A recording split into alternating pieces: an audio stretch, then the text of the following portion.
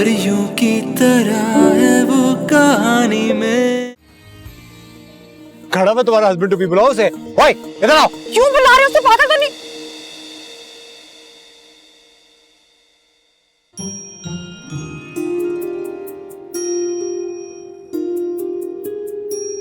Ice cream खाए? चलो। और वो तो वहीं खड़ा है। मैं झूठ बोल रहा था। झूठ बोल रहे थे? पागल कहीं के, झूठ क्यों बोल रहे थे? बिल्कुल पागल हो तुम। मैं तो एक्चुअली डर गई थी पीछे आ जाएंगे।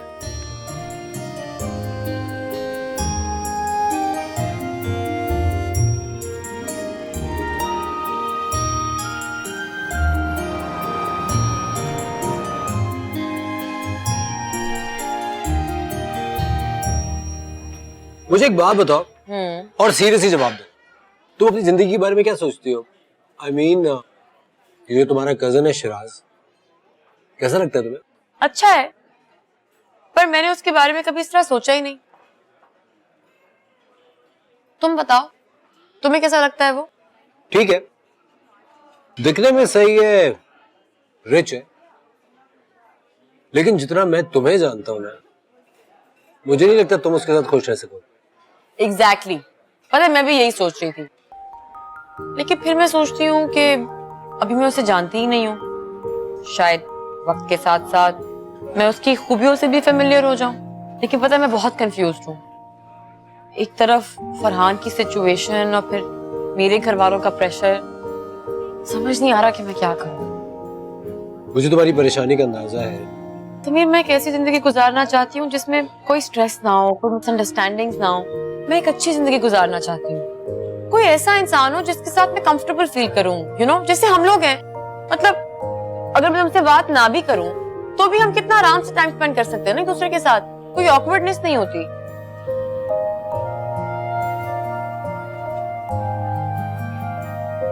मुझे भी ऐसा लगता है कि मैं तुम्हारे साथ खामोश रहकर भी एक अच्छी जिंदगी गुजार सकता हूँ। पता अब तक मैंने जितना जिंदगी को स्टडी किया ना, मैंने एक अंदाजा रखा,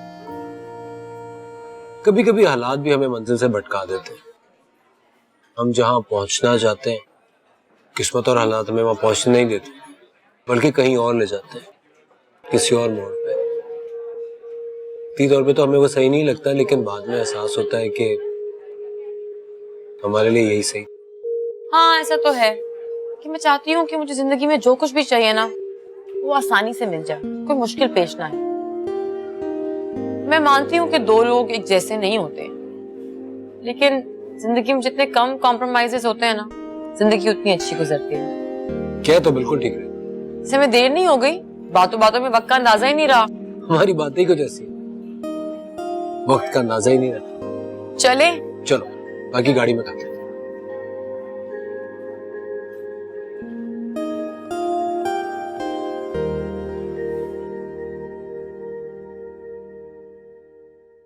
देखो बेटा, अच्छी औरत वो होती है जो कुर्बानी देना जानती है, एडजस्ट कर सकती है, घर को समेट कर रखती है और अपने शौहर को खुश रखती है। तो आपका मतलब ये है कि एडजस्ट करना और कुर्बानी देना सिर्फ औरत का काम है, मर्द का नहीं? अरे नहीं बेटा, मेरा ये मतलब नहीं था। मर्द भी कुर्बानी देते हैं। आनी, ऐसा क्यों नहीं हो सकता कि शौहर जो है वो बीवी के रंग में रंग जाए और जिस तरह बीवी चाहे उस तरह अपनी जिंदगी गुजारे? ऐसा नहीं होता ना। देखो, हमारे माशरे में मर्द का एक मकाम है और होना भी चाहिए, और औरत को उसका एहतराम करना होता है। तो इसमें औरत का क्या फायदा है? होता है ना, ऐसी औरत को लोग इज्जत की निगाह से देखते हैं, उसकी तारीफ करते हैं, उसकी नेक नामी होती है। तो इससे बड़ा इनाम क्या है भला? चलिए ठीक है, जो आप कह रही हूँ मैं मान लेती हूँ, लेकिन जो आप सोच रही हैं वो भी मैं समझ रही हूँ। इसलिए कोई जल्दबाजी करने की जरूरत नहीं है। क्यों ना करें? मसला क्या है? शिराज आ गया है, बिजनेस सेट कर रहा है, घर सेट हो गया है, अब नासिर भाई आएंगे तो शादी हो जाएगी। देखो, मैं भी अपनी बहन के पास इतने अरसे से नहीं गई हूँ, वो गिला करती रहती है कि मैं मिलने नहीं आती। तो आप जाकर उनसे मिला है ना? नहीं भाई, अब जब जाऊंगी तब जाऊंगी जब तुम्हारी शादी हो जाएगी, और तुम्हारी शादी शिराज से होगी, ये बात अपने जहन में रखो। आनी, एक बात बताएं, हमारे जाने के बाद शिराज ने कुछ कहा तो नहीं? नहीं, कोई ऐसी बात नहीं की। बहुत देर बैठा रहा, बहुत सी बातें की उसने अपने बारे में। बल्कि उसने मुझसे ये कहा कि मैं तुम पर कोई प्रेशर न डालूं, जब तक तुम खुद तैयार नहीं होती वो तुमसे शादी नहीं करेगा। अब मुझे बताओ, इससे अच्छा इंसान मिल सकता है कोई तुम्हें? अच्छा भाई, मेरे तो सर में दर्द हो गया, मैं कॉफी बना रही हूँ, पियोगी तुम? आप बना रही हैं तो मैं पीऊंगी जरूर। अच्छा।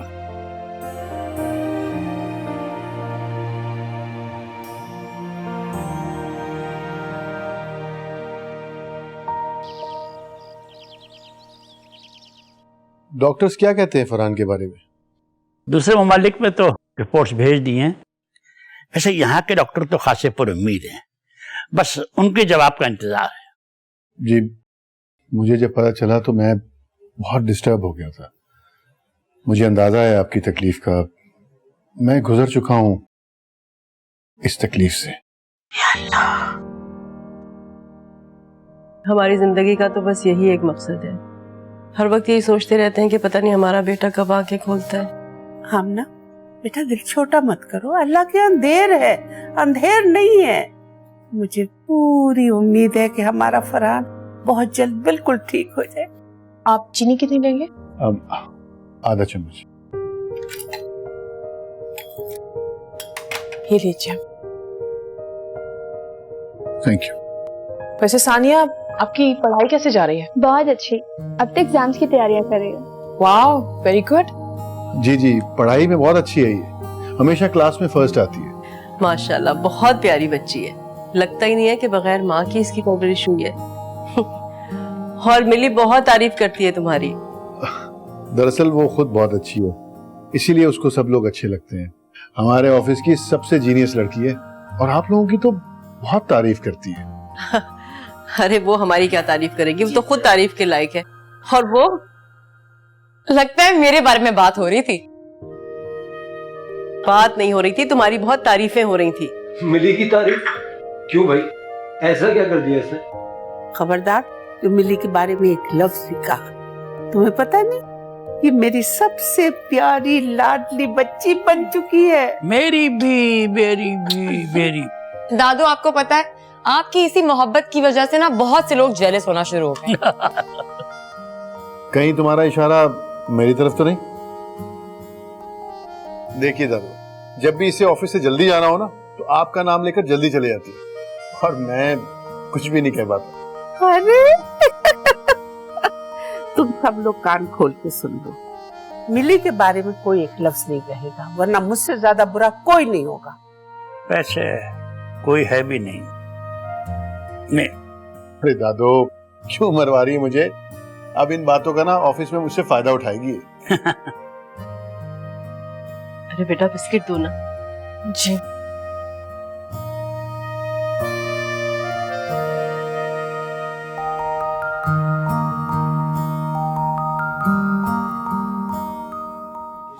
कभी तुम मेरे साथ मेरे घर चलो, मैंने बहुत सिंपल सा डिजाइन किया हुआ है, लाइट से कलर्स यूज किए हुए हैं। I know you like it.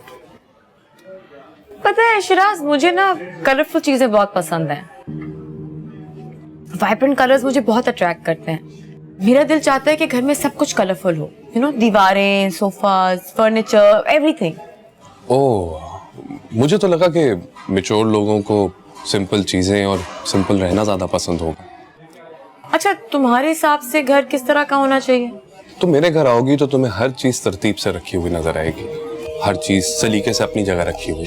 मैं कोई भी चीज अपनी जगह से हिलाता नहीं, वो जहां पर होती है उसे वहीं रखता हूँ। लेकिन शिराज, मैं तो बिल्कुल ऐसी नहीं हूँ। अगर तुम मेरे कमरे में जाओ ना तो हर चीज बिखरी हुई होती है। एक तरफ सीडीज, एक तरफ किताबें, तकिया इधर, चादर उधर, हर चीज उल्टी पुल्टी। पता है आनी क्या कहती हैं? वो तो कहती है तुमसे ज्यादा अनऑर्गेनाइज्ड, बेसलीका लड़की मैंने आज तक नहीं देखी। चलो कोई बात नहीं, हमारे पास सर्वेंट्स हैं, जब भी तुम कोई भलावा करोगी वो आके संभाल लेंगे। लेकिन मैं चाहूंगा कि जो चीज यहाँ से उठाई जाए वहीं वापस रख दी जाए। और दूसरी बात यह है कि मेरे नजदीक वक्त की बहुत अहमियत है। हम जो अपना सबसे बड़ा नुकसान करते हैं ना, वो वक्त का नुकसान करते हैं। मसलन जैसे हम सोते देर से हैं, उठते देर से हैं। मैं सुबह 6 बजे उठता हूँ और रात में 10 बजे सो जाता हूँ। डिनर मैं 6 बजे कर लेता हूँ, क्योंकि जो लोग आधा दिन गुजरने के बाद अपने काम शुरू करते हैं उनके काम अधूरे रह जाते हैं।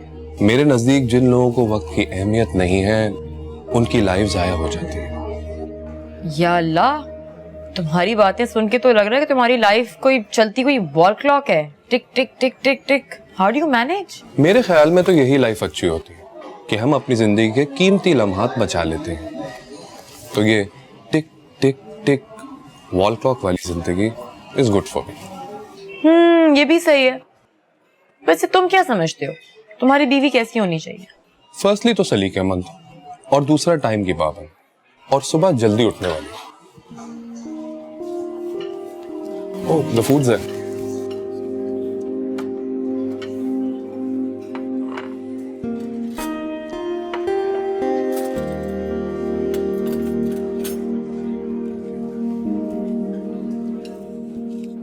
हम अक्सर बहुत से लोगों को अपने गिर्द जमा कर लेते हैं, जिनमें बहुत से लोग फजूल भी होते हैं। फजूल मतलब? फजूल लोग वो होते हैं जो हमारी जिंदगी में कोई किरदार अदा नहीं करते, बस हम उनसे मिलकर अपना वक्त जाया कर रहे होते हैं। हमें ऐसे लोगों को अपना दोस्त बनाना चाहिए जिनसे हम कुछ हासिल कर सकें, जो हमारी लाइफ में कोई किरदार अदा कर सकते हो।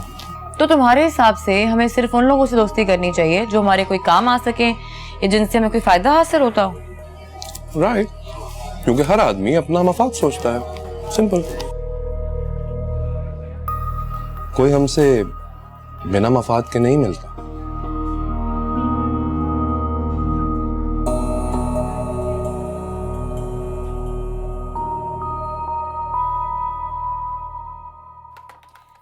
यानी मैं सिर्फ उन लोगों से मिलूं या बात करूं जिनसे मुझे कोई काम हो या मेरा कोई फायदा हासिल होता हो।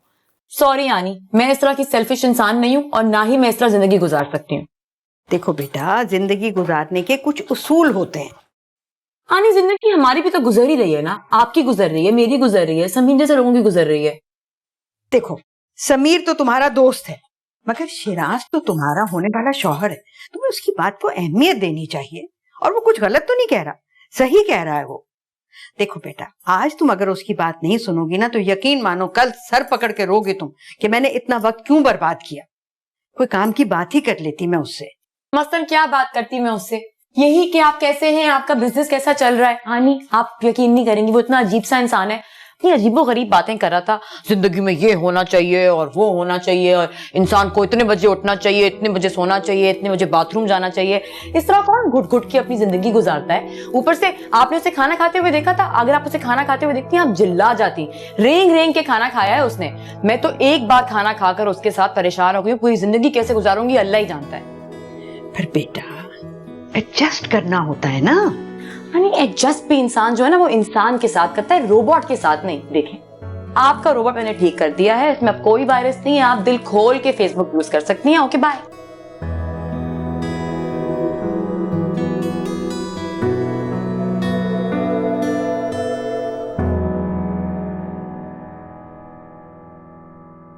अस्सलाम वालेकुम मिली बहन, हमें आपसे बहुत जरूरी बात करनी है। जी कीजिए। मिली जी, देखिए, हम बड़े साफ सुथरे इंसान हैं। हमारे दिल में किसी के लिए कोई कीना, कोई बुग़्ज़ कुछ भी नहीं है। पता है, हम अपने दिल में मोहब्बत के सिवा किसी और के लिए कुछ भी नहीं रखते। आप इधर आके हमारी बात सुनिए ना। जी जी। देखिए, आज ना हम आपसे साफ साफ पूछना चाहते हैं, कहीं आप हमारी जिंदगी में जहर घोलने की कोशिश तो नहीं कर रही? मैं आपकी जिंदगी में जहर क्यों घोलूंगी? आप देखें ना, समीर जी को ज्यादातर हमसे बात करनी चाहिए, लेकिन वो तो हर वक्त आपसे ही बात करते रहते हैं। और आप भी उनके साथ सुबह शाम आगे बैठकर आती हैं, आगे वाली सीट पर। आपने कभी हमें देखा आगे वाली सीट पर बैठे हुए? नहीं ना। ये सारी बातें तो उन्हें आपसे कहनी चाहिए थी, लेकिन हम ही कह देते हैं। ये बात हमें बिल्कुल अच्छी नहीं लगती। हमारे जो कदीर भाई है ना, उन्होंने हमें एक बात कही थी और हमने अपने पल्लू के साथ गांठ बांध ली है। आप इधर आइए। उन्होंने कहा था, ये जो गैर औरतें होती है ना, उनको अपने होने वाले शौहर के सामने भटकने भी नहीं देना चाहिए। और एक आप है, आप तो हमारे शौहर का पीछा ही नहीं छोड़ती, हर वक्त उनके आमने सामने भटकती रहती हैं। देखिए, आज हम आपसे साफ साफ पूछना चाहते हैं, आखिर आप चाहती क्या हैं? अब सवाल ये है कि तुम क्या चाहती हो? वही जो हर लड़की का अरमान होता है, एक अच्छा ससुराल, एक अच्छा शौहर, जो हमें नहीं मिला। अब आप बताएं ना, हमें ये सब कदीर भाई ने कहा था। ये कदीर भाई कौन है? कदीर भाई, कदीर भाई तो बड़े ही अच्छे इंसान हैं, हमारे चचाजाद भाई हैं, हमारे भाभी के भी रिश्तेदार हैं, बड़े ही नफीस आदमी हैं। ये जिंदगी के जो नशीब फराज होते हैं, उन्होंने ही हमें सिखाए हैं। सारी अच्छाइयाँ और बुराइयाँ वही हमें बताते हैं। आपको पता है, उन्होंने ना हमारा रिश्ता भी दिया था हमारी अम्मा को, लेकिन हमारी अम्मा ने साफ इनकार कर दिया कि हमारी शादी होगी तो सिर्फ समीर जी से होगी। बस समीर जी को उसी वक्त से ना हम अपने दिल में बसाए बैठे हैं, लेकिन वो तो हमें नजर भी नहीं डालते, वो भी आपकी वजह से। तुमसे किसने कहा कि वो तुम्हें नहीं चाहता? वो तुमसे बहुत प्यार करता है, तुम्हें पता है? वो मुझसे जब भी बात करता है तुम्हारे बारे में बात करता है, इतनी तारीफें करता है तुम्हारी। पूरा खानदान ही रोता रहता है। क्या हुआ? आप सच कह रही हैं? हाँ बिल्कुल। लेकिन अगर वो हमारी इतनी तारीफें करते हैं तो वो आपसे क्यों करते हैं, हमसे क्यों नहीं कहते? वो इसलिए कि तुम्हारे सामने शर्माता है ना, इसलिए अपने दिल की बात तुम्हारे सामने कह नहीं सकता। अगर आप कह रही हैं तो ठीक है, अब आप बताएं हमें क्या करना होगा? देखो, तुम चाहती हो कि तुम उसके साथ टाइम स्पेंड करो, है ना? तो फिर मैं तुमसे जैसा कहूँ तुम्हें बिल्कुल वैसा करना होगा, समझी? सबसे पहले तो तुम्हें अपना लुक चेंज करना होगा।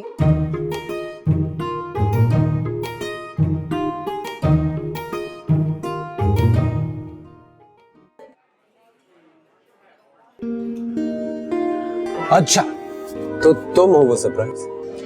नहीं, सरप्राइज ये है कि मैंने शिराज को शादी से मना कर दिया है और वो वापस चला गया। सच? हाँ, और दूसरा सरप्राइज ये है कि मैं मिली नहीं हूँ, मीरू हूँ। ये तो मैं पहले से जानता था। मैं भी जानती थी कि तुम मेरी हकीकत जानते हो। तो अब तुम्हारा मेरे भाई फरहान से तो कोई ताल्लुक नहीं है ना? और ना ही शिराज से। तो क्या तुम मुझसे शादी करोगे?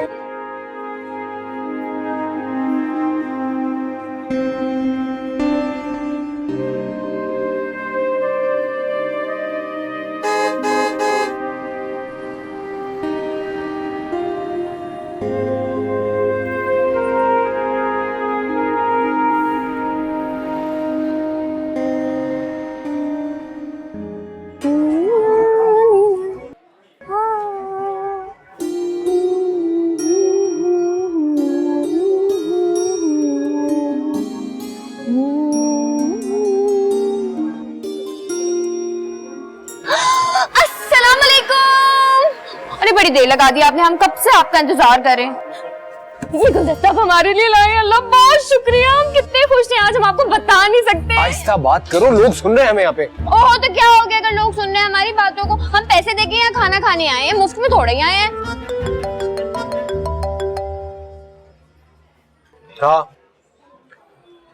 तुम्हारा सरप्राइज मिल गया मुझे। सरप्राइज कम और शॉक ज्यादा।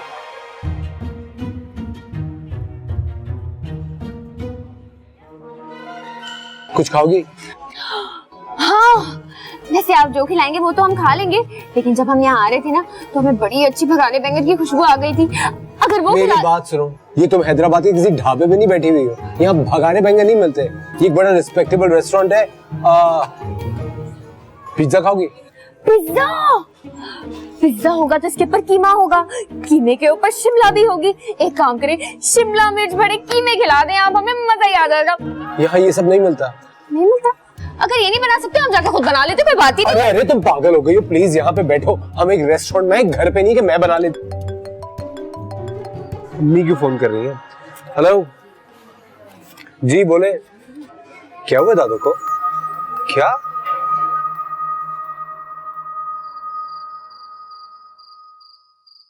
दादो, दादो मेरी तरफ देखें प्लीज। दादो, दादो, दादो उठे। अम्मा प्लीज आगे करो, खुदा के लिए अम्मा। अरे अम्मा मेरा दिल बैठा जा रहा है, प्लीज उठे ना अम्मा। दादू कसम से मेरा कोई मतलब नहीं था आपसे बदतमीजी करने का। दादू मैं कुछ नहीं कहूंगी आपसे, बस आंखें खोले मेरी तरफ देखें। दादू तुमने क्या बात की थी अम्मा से, क्या कहा तुमने?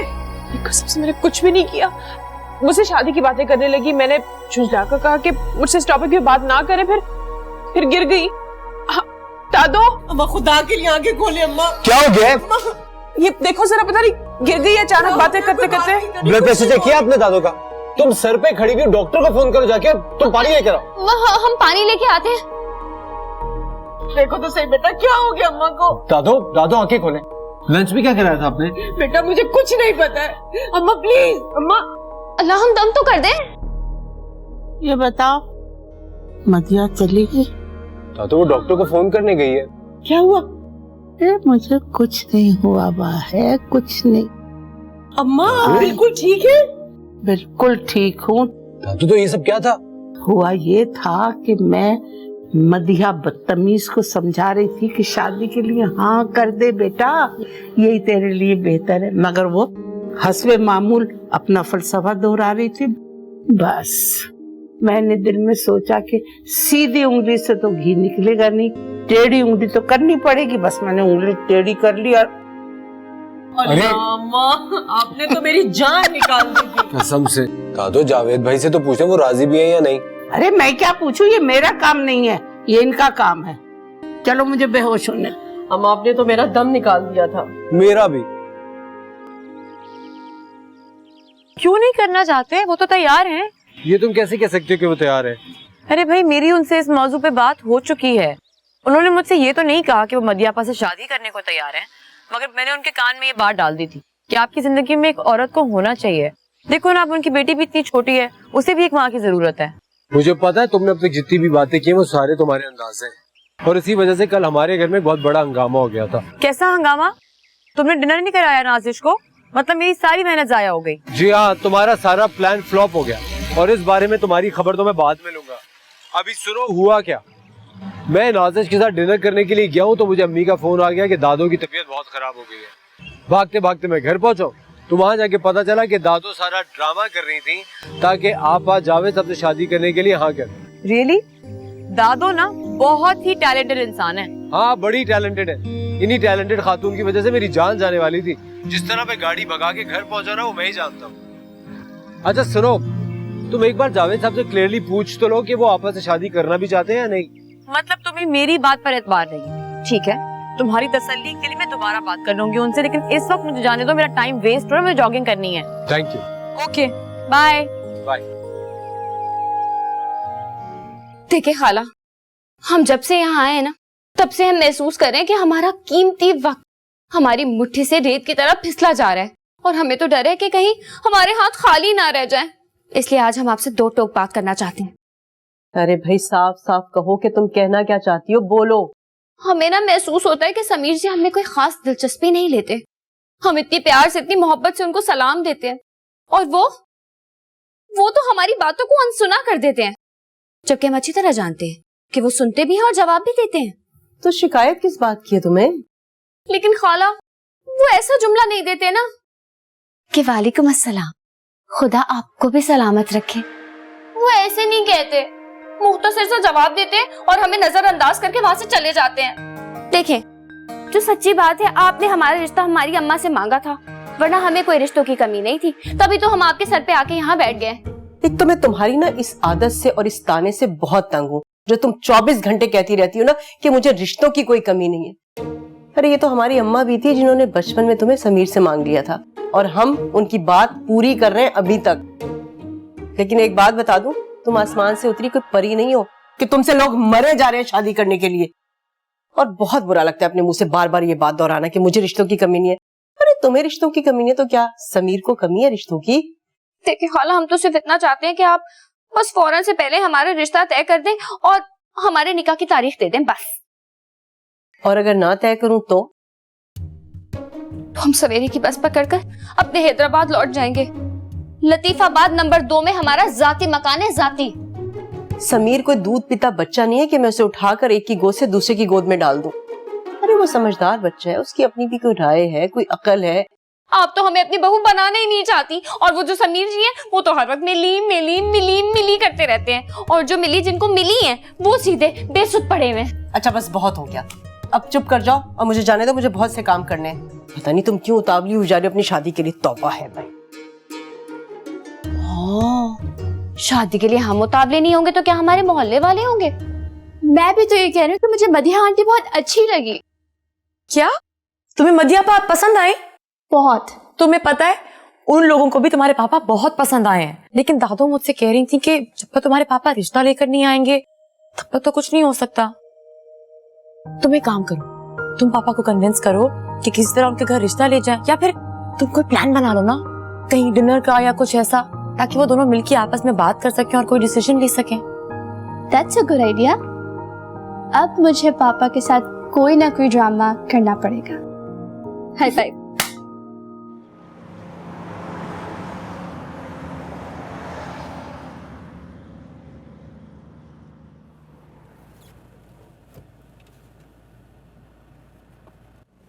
हाय। हाय, आज अचानक मुझे पिक करने का प्लान कैसे बना लिया? अचानक तो नहीं, मैंने कॉल की थी, कहा था कि मैं आऊंगा। हाँ की थी। खैरियत? हाँ अब खैरियत है, मैंने सोचा तो मैं आज अपना घर दिखाऊं, चलोगी? हाँ, लेकिन मैं तुम्हारा घर देख के क्या करूंगी? अरे तुम्हें अंदाजा होगा कि मैं किस तरह रहता हूँ, मुझे क्या पसंद है क्या नहीं, जैसे मुझे अंदाजा हुआ था तुम्हें देख। अंदाजा हो गया कि मैं कैसी हूँ? हाँ अच्छी तरह। तो फिर मुझे जानकर तो बहुत मायूसी हुई होगी तुम्हें। नहीं, मायूसी कैसी? दरअसल इंसान जिस माहौल में रहता है उस हिसाब से ढल जाता है। अभी तुम जिस माहौल में रहती हो शायद तुम्हें वो अजीब सा नहीं लगता, पर जब तुम मेरे साथ रहोगी मेरे हिसाब से ढल जाओगे, मुझे यकीन। अरे हाँ, वो अम्मी की कॉल आई थी, उन्होंने मुझसे कहा कि उन्होंने तुम्हें 2-3 दफा कॉल की पर तुमने मेरी उनकी कॉल नहीं उठाई। हाँ, वो उनकी कॉल आई थी, मैं जरा बिजी थी इसलिए उठा नहीं पाई। तो बाद में कर लेती। पता है इन छोटी छोटी बातों से अंदाजा होता है कि सामने वाला आपको कितनी अहमियत देता है।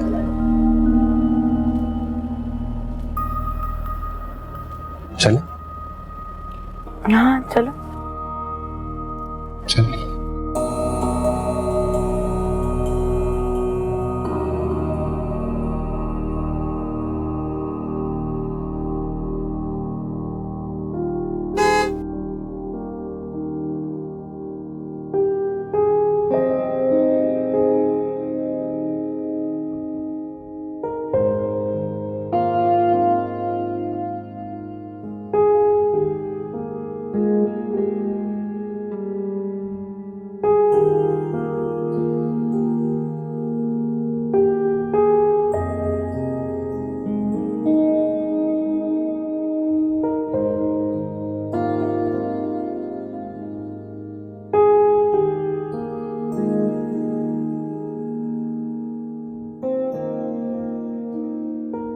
मीरू, कम आ जाओ।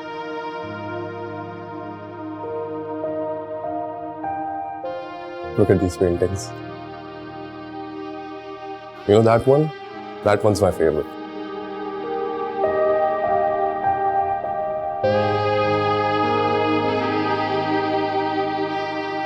You're very nice. But you know, मुझे पेंटिंग्स इतनी पसंद नहीं है। I like photographs. You know, they're more alive. How can that be true? Paintings तो खाकों में जान डाल देती हैं। हाँ, तुम ठीक कह रहे हो, ये भी है। चलें? कॉफी वगैरह नहीं पीनी? कहीं बाहर जाके पी लेंगे।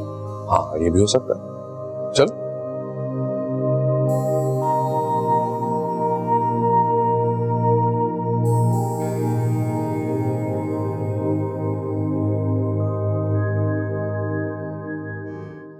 पापा अब आप ये आर्गुमेंट छोड़ दें, आप ही तो कहते हैं कि हम दोनों फ्रेंड्स हैं। हाँ तो मैंने कब इनकार किया इस बात से? तो फिर आप आज मुझे साफ साफ बता दें कि आप शादी क्यों नहीं करना चाहते। बैठो। देखो बेटा, मैं शादी इसलिए नहीं करता कि मैं तुम्हें वक्त नहीं दे पाऊंगा, और ये तुम्हारा हक है, और मैं तुम्हारी हक तलफी नहीं करना चाहता। बाबा बिल्कुल गलत सोच रहे हैं, ऐसा बिल्कुल नहीं होगा। मैं कभी आपसे शिकायत नहीं करूंगी। आप मेरी वजह से क्यों ऐसी लाइफ गुजार रहे हैं, मैं ऐसा बिल्कुल नहीं चाहती। प्लीज बाबा, एक बार आप मदिया आंटी के बारे में सोचें, वो मुझे बहुत पसंद है। एंड ट्रस्ट मी, अगर वो हमारे घर में आ गई ना तो हम बहुत खुश रहेंगे। देखो बेटा, अगर तुम्हारी खुशी मदिया को घर लाने में है तो मुझे मंजूर है। रियली पापा, thank you so much, I love you so much. मैं अभी मैरू को कॉल करके बताती हूँ। ओके।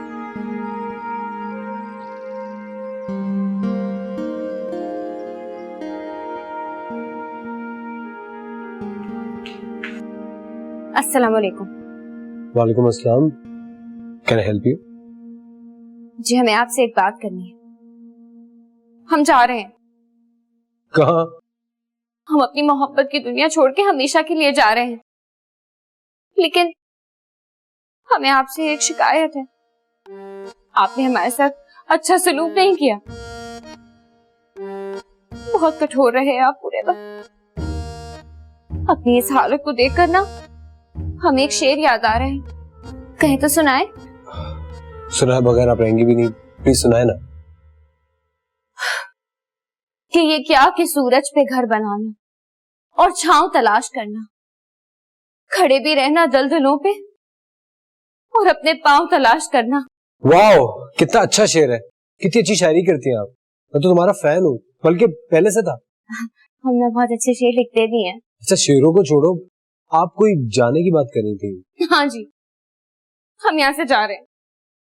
हमने दादू से भी कह दिया कि अब हमारा यहाँ रहना बिल्कुल बेकार है, क्योंकि आपको हमारे अंदर बिल्कुल भी दिलचस्पी नहीं है। देखो Nazish, to be very honest, मुझे किसी में भी कोई दिलचस्पी नहीं है।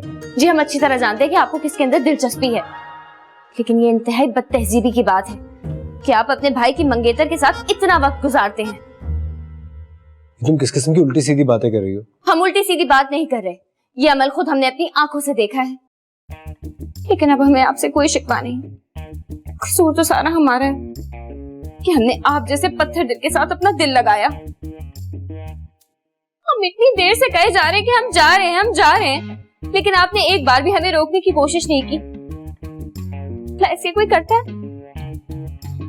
कुछ तो कहिए। बाय।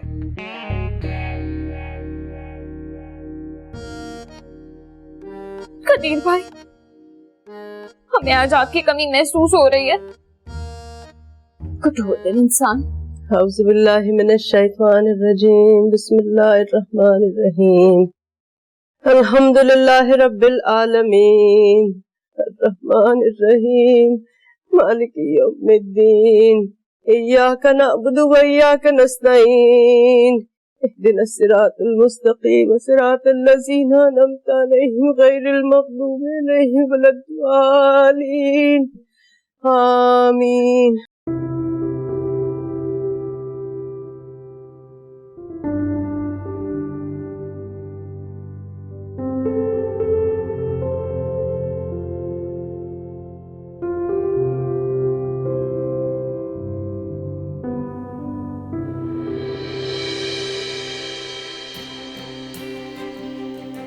फरहान, फरहान बेटा, फरहान, अरे डॉक्टर को फोन करो, देखो इसने आंखें खोली है। अब्बा मियां, अम्मा जल्दी आए, देखो फरहान ने आंखें खोली। फरहान बोलो बेटा, फरहान मेरे बच्चे को हो जाएगा, या अपने मालिक का लाजा शुक्र मेरे पाक परवरदिगार।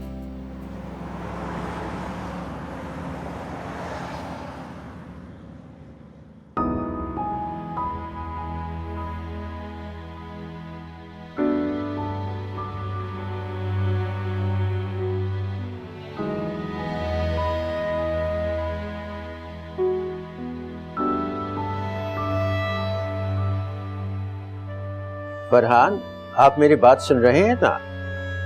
आपके घर वाले आपसे बात करना चाह रहे हैं। Farhan, can you hear me? Farhan बेटा, कुछ तो बोलो, हमारे कान तुम्हारी आवाज सुनने के लिए तरस गए हैं। बेटा बोल दे मेरा बच्चा, कुछ तो बोल दे। फरहान बात करो मुझसे, तुम कुछ बोल क्यों नहीं रहे हो? जहांगीर साहब आइए मेरे साथ आए। जी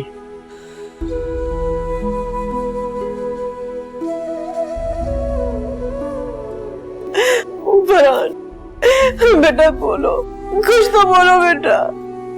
आप लोग बिल्कुल भी परेशान ना हो। ऐसे पेशेंट्स का आंखें खोल लेना बहुत अच्छी बात है, लेकिन अभी इन्हें सबको पहचानने में और बात करने में कुछ वक्त लगेगा। डॉक्टर साहब, आप क्या समझते हैं कितना वक्त लग जाएगा इनको बिल्कुल ठीक होने में? ये कभी आंखें खोलेंगे, कभी बंद करेंगे, और उनके आंखें खोलने और बंद करने से हमें पता लगेगा कि ये कब सो रहे हैं, कब जाग रहे हैं, जो बहुत अहम है। अभी भी एग्जामिन करके मुझे पता चला है कि शायद इनका शॉर्ट टर्म मेमोरी लॉस हुआ है। अभी हम इनके ब्रेन के कुछ मजीद टेस्ट करेंगे और उन्हें बाहर भेजेंगे। देखते हैं कि वहां के डॉक्टर क्या कहते हैं, फिर उसी की रोशनी में हम कुछ फैसला करेंगे। डॉक्टर साहब, क्या फरहान हमें बिल्कुल पहचान नहीं पाएगा? आई मीन, कोई बात भी नहीं कर सकेगा? नहीं, इसके बारे में अभी कुछ नहीं कहा जा सकता, लेकिन जहां आप लोग इतनी एफर्ट कर रहे हैं वहां ये भी कीजिए कि इनके साथ कुछ इनकी हैप्पी मेमोरीज शेयर करें। अच्छा, अब आप मुझे इजाजत दीजिए, मेरी कुछ और अपॉइंटमेंट्स भी हैं, मुझे वहां पहुंचना है। जी बहुत शुक्रिया साहब, शुक्रिया बहुत बहुत।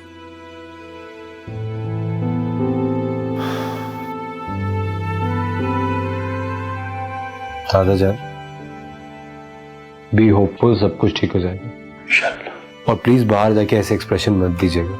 उनसे कहिएगा कि फरहान रिकवर कर रहा है और डॉक्टर्स बहुत होपफुल हैं। हाँ बेटा, कोशिश तो करता हूँ। आए फरहान के पास चलते हैं।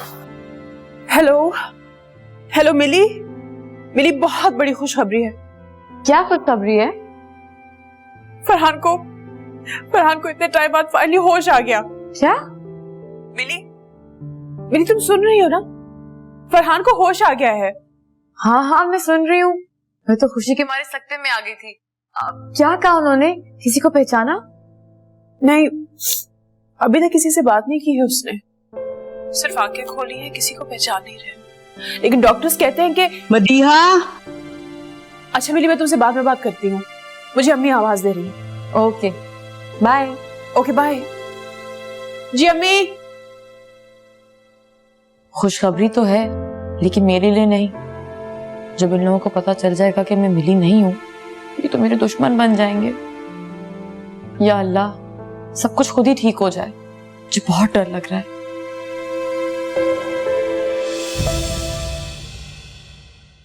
परियों की तरह है वो कहानी में